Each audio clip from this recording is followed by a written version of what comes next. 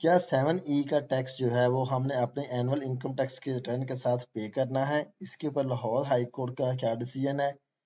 ये टैक्स जो है ये हमने मार्केट फेयर वैल्यू पे करना है या हमने कॉस्ट वैल्यू पे करना है? मेरी इनकम टैक्स के रिटर्न में पिछले साल में मेरे जो एसेट्स थे, जो प्रॉपर्टीज थी, वो इस दफ़ा शो नहीं हो रही। क्या मुझे पहले 7E की जो स्टेटमेंट है वो फाइल करनी पड़ेगी या उसके बगैर मेरी टैक्स की रिटर्न फाइल हो जाएगी? आज के टॉपिक में हम ये सीखेंगे। बिस्मिल्लाहिर्रहमानिर्रहीम, अस्सलाम वालेकुम। मैं हूं आसिफ नदीम और आप देख रहे हैं मेरा A to Z tax consultant का चैनल। जी नाज़रीन, आपको एक बार फिर से अपने चैनल पर वेलकम कहता हूं। नाज़रीन, आज का जो हमारा टॉपिक है वो 7E के हवाले से है कि इसका टैक्स हमने कब पे करना है, इसके ऊपर लाहौर हाई कोर्ट का क्या डिसीजन है, और इसके अलावा हमने जो देखना है कि इसके बगैर क्या हमारी इनकम टैक्स की रिटर्न फाइल हो जाएगी, और अगर रिटर्न फाइल हो जाएगी तो क्या इसमें हम प्रॉपर्टी कहाँ पे ऐड करेंगे, कैसे ऐड करेंगे।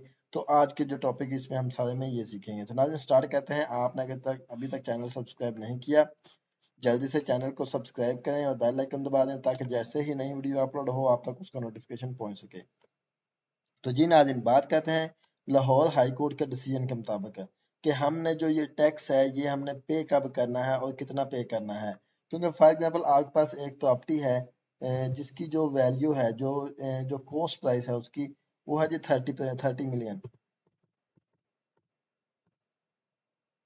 फॉर एग्जाम्पल एक प्रॉपर्टी है जिसकी वैल्यू जो है वो है जी 30 मिलियन आपके पास।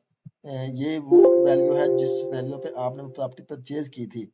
अब एक साल पहले आपने ली फॉर एग्जाम्पल, और अभी दूसरा जो ईयर है, दूसरे साल में अभी वो उसकी जो वैल्यू है, मार्केट जो वैल्यू है, फेयर प्राइस है, वो उसकी जो है ना वो होगी जी 40 मिलियन। तो क्या हमने जो है वो टैक्स जो है वो इसकी जो ये जो इसकी कॉस्ट प्राइस है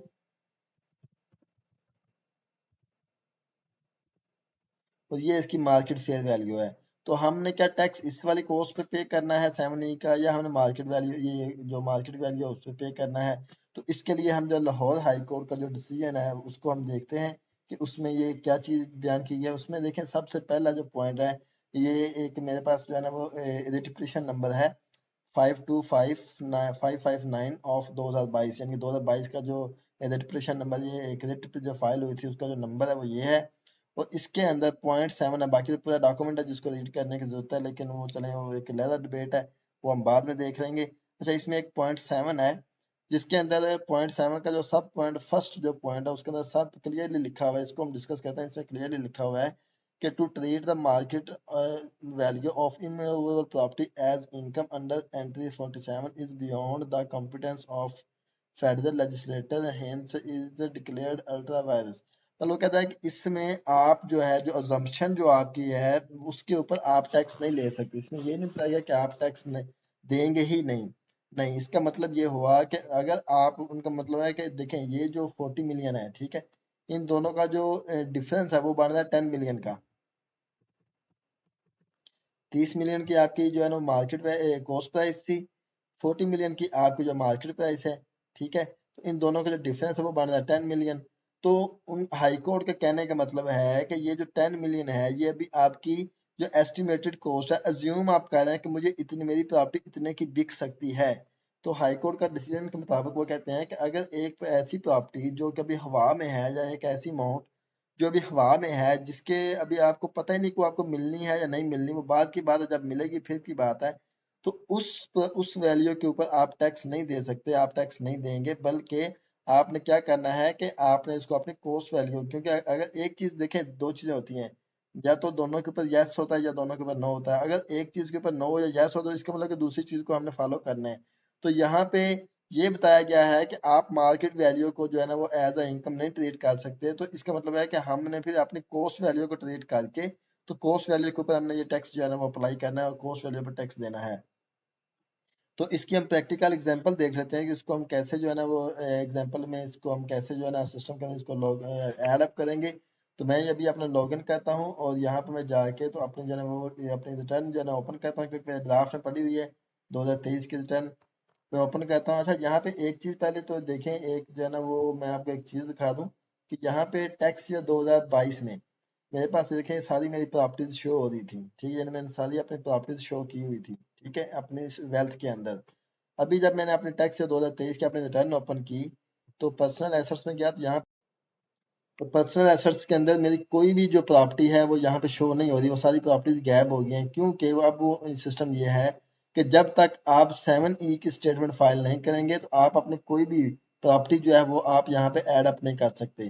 तो चले हम इसकी प्रैक्टिकल एग्जांपल देखते हैं कि हमने इसको किस तरह से जो है वो सिस्टम के अंदर जो है वो इंटर करना है अपनी प्रॉपर्टीज की वैल्यू को, कि हमें जो है ना वो किस तरह हमने उसकी टैक्स की कैलकुलेशन करनी है, मार्केट वैल्यू पे या हमने जो है ना उसको फिर जो कॉस्ट वैल्यू पे।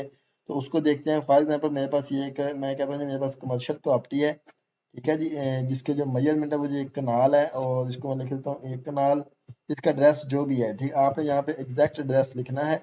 मैं इसे से एक अंडरस्टैंडिंग के लिए लिख रहा हूँ। तो आपका जो भी प्रॉपर्टी का एग्जैक्ट एड्रेस होगा आपने वो लिखना है। अच्छा, अब ये लिखा है कि whether excluded sub section under section 2 section 3 of 7E, यानी कि ये एग्जेम्प्टेड है या नहीं एग्जेम्प्टेड। तो मैं कहता हूँ कि नॉट एग्जेम्प्टेड है, मतलब इसके ऊपर हमें कोई एग्जाम्पशन नहीं हुआ है, ठीक है। और ये जो ओपन प्लाट है ये कंस्ट्रक्टेड नहीं है, और मैं इसको सबमिट कर देता हूँ। तो इसमें कुछ फील्ड जो है वो हमने जो है ना वो मिसिंग किया है, वो हमने ये किया कि इसको हमने टिक नहीं किया, तो हम इसको सबमिट करते हैं। अब देखें यहाँ पे मैंने वैल्यू लिखनी है कॉस्ट वैल्यू, ठीक है। फॉर एग्जाम्पल मेरे जो प्लाट है उनकी जो वैल्यू है तमाम की बनती है 30 मिलियन, तो मैं इसको कैलकुलेट कर दूंगा, ठीक है। अब देखें ये है मेरे पास मार्केट फेयर वैल्यू। अब अगर आप यहाँ पे अपनी मार्केट वैल्यू लिखेंगे तो जो आपको टैक्स चार्ज होगा वो आपको मार्केट वैल्यू के हिसाब से चार्ज होगा, जो आपको 7E का जो टैक्स लगेगा जो पे करना पड़ेगा। वो देखें 20 जो है ना वो बना है, यानी कि 2 मिलियन बना है। इसका मतलब कि वो आपको मार्केट वैल्यू के ऊपर लगा है। तो क्योंकि हाई कोर्ट का जो डिसीजन वो ये है कि आप मार्केट वैल्यू को अपनी एज ए इनकम ट्रीट नहीं कर सकते, आप सिर्फ अपनी कॉस्ट वैल्यू को रखेंगे। तो फिर हम क्या करेंगे, यहाँ पे हम मार्केट वैल्यू नहीं बल्कि हम अगेन यहाँ पे अपनी जो है वो कॉस्ट वैल्यू जो है उसको इंटर कर देंगे, ठीक है। इंटर करेंगे और इसको कैलकुलेट कर देंगे, ठीक है। तो ये फॉर एग्जाम्पल कि किसी एक बंदे के पास अगर 30 मिलियन की प्रॉपर्टी है तो उसको जो है वो 1.5 मिलियन जो टैक्स है वो अभी पे करना पड़ेगा, पे करेगा, उसके बाद जाके तो उसको जो है ना आगे अपनी उसकी रिटर्न सबमिट होगी। क्योंकि अब देखेंगे कंप्यूटेशन में जाऊँ तो यहाँ पे देखेंगे मेरे पास जो है ना वो PSID क्लियर करने की ऑप्शन आ जाएगी, ठीक है।